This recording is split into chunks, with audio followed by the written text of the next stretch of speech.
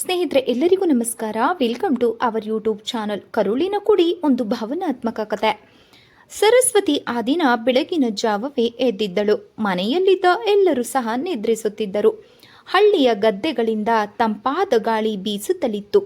ಅಡುಗೆ ಮನೆಯೊಳಗೆ ಬೆಂಕಿ ಹೊತ್ತಿಸುವಾಗ ಅವಳ ಕೈಗಳು ಸ್ವಲ್ಪ ನಡುಗುತ್ತಿದ್ದವು. ಅದು ಚಳಿಯಿಂದ ಅಲ್ಲ, ಬದಲಾಗಿ ಅಭ್ಯಾಸವಾಗಿ ಬಂದ ನೋವಿನಿಂದ. ಅವಳು ಮಡಿಲ ಮೇಲೆ ಕೈ ಇಟ್ಟುಕೊಂಡು ಕ್ಷಣ ಕಾಲ ಕುಳಿತಳು. ವರ್ಷದಿಂದ ಆ ಮಡಿಲು ಹೀಗೆ ಖಾಲಿ ಖಾಲಿಯಾಗಿತ್ತು. ಮದುವೆಯಾದ ದಿನದಿಂದಲೇ ಪ್ರತಿಯೊಬ್ಬರ ಕಣ್ಣುಗಳು ಅವಳ ಹೊಟ್ಟೆಯತ್ತಲೇ ನಿಂತಿದ್ದವು. ಮೊದಲ ವರ್ಷದಲ್ಲಿ ಅದು ಪ್ರೀತಿಯ ಕಾಳಜಿಯಂತೆ ಕಾಣುತ್ತಿತ್ತು.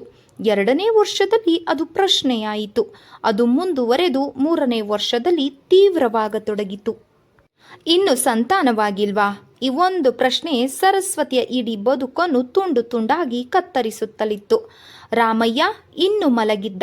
ಅವನ ಮುಖದಲ್ಲಿ ಯಾವ ಚಿಂತೆಯೂ ಇರಲಿಲ್ಲ. ಸಮಾಜ ಅವನನ್ನು ಎಂದೂ ಸಹ ಪ್ರಶ್ನಿಸುತ್ತಿರಲಿಲ್ಲ. ಪ್ರಶ್ನೆಗಳೆಲ್ಲವೂ ಸಹ ಇವಳ ಮೇಲೆಯೇ ಬೀಳುತ್ತಿದ್ದವು. ಸರಸ್ವತಿ ಆ ಮುಖವನ್ನು ನೋಡಿ ನಿಧಾನವಾಗಿ ನಗುತ್ತಿದ್ದಳು. ಆದರೆ ಆ ನಗುವಿನಲ್ಲಿ ಪ್ರೀತಿಯೂ ಇತ್ತು, ಜೊತೆಗೆ ಬೇಸರವೂ ಇತ್ತು. ಅತ್ತೆಯ ಧ್ವನಿ ಒಳಗಿನಿಂದಲೇ ಕೇಳಿ ಬಂತು. ಇವತ್ತಾದರೂ ಆಸ್ಪತ್ರೆಗೆ ಹೋಗ್ತೀಯಾ ಅಥವಾ ಇಲ್ವಾ ಎಂದು. ಆ ಧ್ವನಿಯಲ್ಲಿ ಕಾಳಜಿ ಇರಲಿಲ್ಲ, ಬದಲಾಗಿ ಅದು ಕರ್ತವ್ಯದಂತೆ ಕೇಳುವ ಮಾತಾಗಿತ್ತು. ಸರಸ್ವತಿ ತಲೆ ಬಾಗಿದ್ದಳು. ಹೋಗ್ತೀನಿ ಅಮ್ಮ. ಆಸ್ಪತ್ರೆಯ ದಾರಿ ಅವಳಿಗೆ ಈಗ ಪರಿಚಿತ. ಬಸ್ಸಿನ ಕಿಟಕಿಯ ಹೊರಗೆ ನೋಡುತ್ತಾ ಅವಳು ಅದೆಷ್ಟೋ ಬಾರಿ ದೇವರನ್ನು, ವೈದ್ಯರನ್ನು ಹಾಗೂ ತನ್ನ ದೇಹವನ್ನು ಪ್ರಶ್ನಿಸಿದ್ದಳು. ಅವಳಿಗೆ ಗೊತ್ತಿರಲಿಲ್ಲ, ಪ್ರತಿಯೊಂದು ಹೆಣ್ಣು ಸಹ ಬಯಸುವುದು ಇದನ್ನೇ. ಆ ಮಕ್ಕಳು ಅವರನ್ನು ನೋಡುತ್ತಾರೋ ಪರವಾಗಿಲ್ಲ, ಆದರೆ ಆಕೆಯ ಮಡಿಲು ಖಾಲಿಯಾಗಿ ಇರಬಾರ್ದು. ಏಕೆಂದರೆ ಇಡೀ ಸಮಾಜ ಆಕೆಯನ್ನು ದೂಷಿಸತೊಡಗುತ್ತದೆ. ಈಕೆಯಲ್ಲಿಯೇ ಏನಾದರೂ ದೋಷವಿರಬೇಕು ಎಂದು. ಹೀಗೆ ಸರಸ್ವತಿಯೂ ಕೂಡ ಸಾಕಷ್ಟು ವೇದನೆಗಳನ್ನು ಅನುಭವಿಸುತ್ತಿದ್ದಳು. ಒಂದು ದಿನ ಆಸ್ಪತ್ರೆಯಲ್ಲಿ ಕಾಯುವ ಕೋಣೆಯಲ್ಲಿ ಕೂತಾಗ ಅವಳ ಪಕ್ಕದಲ್ಲಿದ್ದ ಯುವತಿ ಗರ್ಭಿಣಿ. ಅವಳ ಕೈಯಲ್ಲಿ ಸ್ಕ್ಯಾನ್ ಮಾಡಿದ ವರದಿ. ಅವಳ ಕಣ್ಣುಗಳಲ್ಲಿ ಭಯವಿತ್ತು, ಜೊತೆಗೆ ನಿರೀಕ್ಷೆಯೂ ಸಹ ಇತ್ತು. ಸರಸ್ವತಿ ಆ ವರದಿಯನ್ನು ನೋಡಲೇ ಇಲ್ಲ. ಅವಳ ಕಣ್ಣುಗಳು ನೆಲದ ಮೇಲೆಯೇ ನಿಂತಿತು. ದೇವ್ರೆ, ನನ್ನಲ್ಲಿ ಏನು ಕೊರತೆ ಇದೆ ಎಂದು ಅವಳು ಒಳಗೊಳಗೆ ಕೇಳಿಕೊಳ್ಳತೊಡಗಿದಳು. ವೈದ್ಯರು ಎಂದಿನಂತೆ ಹೇಳಿದರು, ನಿಮ್ಮ ಎಲ್ಲ ರಿಪೋರ್ಟ್ಗಳು ಸಹ ನಾರ್ಮಲ್ ಇದೆ, ಆದರೆ ದೇವರ ಮೇಲೆ ಭಾರ ಹಾಕಿ. ಆ ಮಾತು ಅವಳಿಗೆ ಸಮಾಧಾನ ಕೊಡಲಿಲ್ಲ. ದೇವರು ಸುಮ್ಮನಾದರೂ ಈ ಸಮಾಜ ಸುಮ್ಮನೆ ಇರುವುದಿಲ್ಲ ಎಂದು ಮನೆಗೆ ಹೊರಟಾಗ ಅತ್ತೆ ಮಾತಾಡಲಿಲ್ಲ. ಮೌನವೇ ಆ ಮನೆಯ ಭಾಷೆಯಾಗಿತ್ತು. ಮೌನ ಆರೋಪಕ್ಕಿಂತಲೂ ಆಕೆಗೆ ಹೆಚ್ಚು ಗಾಯ ಮಾಡುತ್ತಿತ್ತು. ಸಂಜೆಯ ಹೊತ್ತು ಸರಸ್ವತಿ ಒಂಟಿಯಾಗಿ ತುಳಸಿ ಕಟ್ಟೆಯ ಮುಂದೆ ನಿಂತಳು. ದೀಪ ಹಚ್ಚಿ ಕೈ ಮುಗಿದಳು. ಆದರೆ ಅವಳ ಕಣ್ಣುಗಳಿಂದ ಕಣ್ಣೀರು ಮಾತ್ರ ಬೀಳಲಿಲ್ಲ, ಬದಲಾಗಿ ಕಣ್ಣೀರಿಗಿಂತ ಆಳವಾದ ನೋವು ಅವಳಲ್ಲಿ ಇತ್ತು. ನಾನು ತಾಯಿ ಆಗಲು ಅಯೋಗ್ಯಳ? ಆ ಪ್ರಶ್ನೆಗೆ ಉತ್ತರ ಯಾರಲ್ಲೂ ಇರಲಿಲ್ಲ.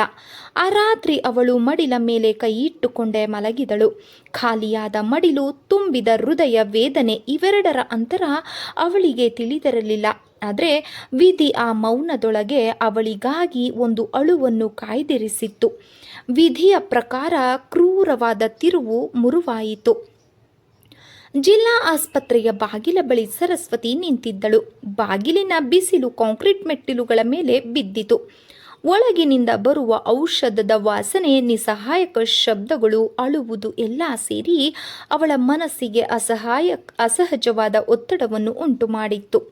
ಈ ಸ್ಥಳ ಅವಳಿಗೆ ಪರಿಚಿತವಾಗಿತ್ತು, ಆದರೂ ಸಹ ಆ ದಿನ ಏನೋ ವಿಭಿನ್ನವಾದ ಅನಿಸಿಕೆ ಅವಳಲ್ಲಿ ಮೂಡಿತು. ಅವಳು ತನ್ನ ಸರದಿ ಬರುವುದಾಗಿ ಕಾಯುತ್ತಾ ಕುಳಿತಿದ್ದಳು. ಕೈಯಲ್ಲಿ ಹಳೆಯ ಫೈಲ್, ಅದರೊಳಗೆ ವರದಿಗಳು ವರ್ಷಗಳ ಸಾಕ್ಷಿಯಂತೆ ಮೌನವಾಗಿದ್ದವು. ಅಷ್ಟರಲ್ಲಿ ಹೊರಗಿನಿಂದ ಗದ್ದಲದ ಶಬ್ದ ಕೇಳಿಸಿತು. ಸಾಕಷ್ಟು ಜನ ಓಡಾಡತೊಡಗಿದರು. ಯಾರೋ ಜೋರಾಗಿ ಕೂಗಿದರು, ಅಪಘಾತ, ಗರ್ಭಿಣಿ ಹೆಣ್ಣು ಎಂದು. ಆ ಮಾತು ಸರಸ್ವತಿಯ ಕಿವಿಗೆ ಬಿದ್ದ ತಕ್ಷಣ ಅವಳ ಹೃದಯ ಒಂದು ಕ್ಷಣ ನಿಂತಂತಾಯಿತು. ಅವಳ ಹೃದಯದ ಬಡಿತವನ್ನು ಲೆಕ್ಕಿಸದೆ ಎದ್ದು ನಿಂತಳು. ಒಳಗಿನಿಂದ ತಳ್ಳಿ ಬರುವ ಸ್ಟ್ರಕ್ಚರ್ ಮೇಲೆ ರಕ್ತದಲ್ಲಿ ಮುಳುಗಿದ್ದ ಯುವತಿ ಮಲಗಿದ್ದಳು. ಅವಳ ಮುಖ ಬಿಳಿಯಾಗಿತ್ತು, ಹೊಟ್ಟೆ ಮಾತ್ರ ಉಬ್ಬಿದಂತೆ ಕಾಣುತ್ತಿತ್ತು. ಸರಸ್ವತಿ ಮಾತ್ರ ಮುಂದೆ ಹೆಜ್ಜೆ ಹಾಕಲಿಲ್ಲ. ಅವಳ ಕಾಲುಗಳು ಅಲ್ಲೇ ನಿಂತತೊಡಗಿದವು. ವೈದ್ಯರು, ನರ್ಸ್ಗಳು ಎಲ್ಲರೂ ಓಡೋಡಿ ಬಂದರು. ಆ ಗದ್ದಲದ ಮಧ್ಯೆಯೂ ಒಂದು ಶಬ್ದ ಸ್ಪಷ್ಟವಾಗಿ ಕೇಳಿಸತೊಡಗಿತು ಆಕೆಗೆ. ಅದು ನವಜಾತ ಶಿಶುವಿನ ಅಳು. ಆ ಅಳು ಗಾಳಿಯನ್ನು ಕತ್ತರಿಸುತ್ತಾ ಬಂದಿತ್ತು. ಆ ಶಬ್ದ ಸರಿದು ಒಳಗೆ ಏನೋ ಒಂದು ನಡೆದು ಹೋದಂತೆ ಮಾಡಿತು. ಮಗು ಬದುಕಿದೆ, ತಾಯಿ ಮಾತ್ರ ಕ್ರಿಟಿಕಲ್ ಎಂದು ಎಲ್ಲ ಡಾಕ್ಟರ್ ಸಹ ಹಾಗೆ ಹೇಳಿದರು. ಸರಸ್ವತಿ ಕಿಟಕಿಯ ಬಳಿ ಹೋಗಿ ನಿಂತಳು. ಒಳಗೆ ಸರಿದಳು. ಆ ಯುವತಿಯ ಕಣ್ಣುಗಳು ಅರ್ಧ ತೆರೆದಂತೆ ಕಂಡಿತು. ಅವುಗಳಲ್ಲಿ ಭಯ, ನೋವು, ಜೊತೆಗೆ ಏನೋ ಹೇಳಬೇಕೆಂಬ ತವಕ. ಆ ಕಣ್ಣುಗಳು ಸರಸ್ವತಿಯನ್ನು ಕಂಡಾಗ ಕ್ಷಣಕಾಲ ನಿಂತವು. ಆಕೆಗೆ ಮಾತು ಹೊರಬರಲಿಲ್ಲ. ಆದರೆ ಒಂದು ವಿನಂತಿ ಮಾತ್ರ ಸ್ಪಷ್ಟವಾಗಿತ್ತು. ಸರಸ್ವತಿ ತನ್ನ ಜೀವಮಾನದಲ್ಲಿ ಮೊದಲ ಬಾರಿಗೆ ಯಾರಾದರೂ ಅವಳನ್ನು ತಾಯಿ ಎಂದು ನೋಡಿದಂತೆ ಅನುಭವಿಸಿದಳು. ಆ ನೋಟ ಅವಳನ್ನು ಒಳಗೊಳಗೆ ಕದಲಿಸಿತು. ಕೆಲವೇ ಕ್ಷಣಗಳಲ್ಲಿ ವೈದ್ಯರು ತಲೆಯಾಡಿಸಿದರು. ಬೆಡ್ಶೀಟನ್ನು ಮುಖದ ಮೇಲೆ ಎಳೆಯಲಾಯಿತು. ತಕ್ಷಣ ಆಸ್ಪತ್ರೆಯ ಗದ್ದಲವು ಮೌನವಾಯಿತು. ಆದರೆ ಒಂದೇ ಒಂದು ಜೀವ ಮಾತ್ರ ಅಳುತ್ತಲಿತ್ತು. ನರ್ಸ್ ಒಬ್ಬಳು ಮಗುವನ್ನು ಎತ್ತುಕೊಂಡು ಹೊರಬಂದಳು. ಯಾರು ಇಲ್ವಾ ಎಂದು ಕೇಳಿದಳು. ಸರಸ್ವತಿ ತನಗೇನು ಗೊತ್ತಿಲ್ಲದಂತೆ ಮುಂದೆ ಬಂದಳು. ಇವಳಿಗೆ ಯಾರು ಇಲ್ಲವಾ ಎಂದು ಅವಳು ಕೇಳಿದಳು. ಆಗ ಅಲ್ಲಿಯೇ ಇದ್ದ ಮತ್ತೊಬ್ಬ ನರ್ಸ್, ಇಲ್ಲ, ದಾಖಲೆ ಇಲ್ಲ, ಗಂಡನೂ ಇಲ್ಲ, ಅಪಘಾತದಲ್ಲಿ ಬಂದು ಸೇರಿದ್ದಾಳೆ ಎಂದರು. ಆದರೆ ಮಗು ಮಾತ್ರ ಅಳುತ್ತಲೇ ಇತ್ತು. ಅದರ ಚಿಕ್ಕ ಕೈಗಳು ಗಾಳಿಯಲ್ಲಿ ತೇಲುತ್ತಲಿದ್ದವು. ಸರಸ್ವತಿ ತನ್ನ ಕೈಗಳನ್ನು ಮುಂದೆ ಹಿಡಿದಳು. ಅದು ಸಹಜವಾಗಿಯೇ ಬಂದ ಚಲನೆ. ತಡ ಮಾಡಿ ನಂತರ ಮಗುವನ್ನು ಅವಳ ಕೈಗೆ ಕೊಟ್ಟಳು ನರ್ಸ್. ಆ ಕ್ಷಣ ಮಗುವಿನ ಉಸಿರು ಸರಸ್ವತಿಯ ಎದೆಯ ಮೇಲೆ ಬಿದ್ದಿತು. ಆ ಮಗುವಿನ ಅಳುವು ನಿಧಾನವಾಯಿತು. ಅವಳ ಕಣ್ಣುಗಳು ಮಾತ್ರ ತುಂಬಿದವು, ಆದರೆ ಕಣ್ಣೀರು ಮಾತ್ರ ಹೊರಗೆ ಬೀಳಲಿಲ್ಲ.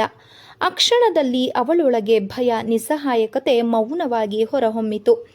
ಇದು ಕರುಳಿನಿಂದ ಬಂದ ಸಂಬಂಧವಲ್ಲ, ಆದರೂ ಇದು ವಿಧಿಯಿಂದ ಬಂದ ಸಂಬಂಧ. ಆಸ್ಪತ್ರೆಯ ಗೋಡೆಗಳ ಮಧ್ಯೆ ಸರಸ್ವತಿಯ ಜೀವನಕ್ಕೆ ಹೊಸ ಅರ್ಥ ಹುಟ್ಟಿತು. ಆ ದಿನ ಅವಳು ಮತ್ತೆ ವೈದ್ಯರನ್ನು ನೋಡಲೇ ಇಲ್ಲ.